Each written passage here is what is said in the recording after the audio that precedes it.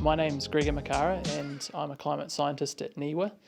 What I do for my job is monitor the current state of our climate. So we take observations from around the country of temperature, rainfall and other variables, and we look at how that would compare to what would be expected for the time of year.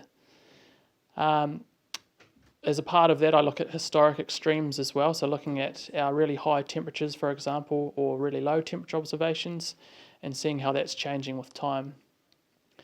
I got into this work through a real passion or interest in the environment and in the outdoors. Ever since I was a young kid, apparently I was really fascinated by weather, so when I was, say, 5 or even younger years old, if there was a forecast of snow where I'm from in Invercargill, I would stay up all night long with my head out the window to see if or when it was going to snow. So I've always had a real passion and interest in weather, and so I really kind of just followed that up by studying that at university. Was the main area that I got into. So I did a geography degree at university, and while I did that, I took papers that were focused on weather and climate to help me, I guess, explore the passion or interest that I had in weather and climate.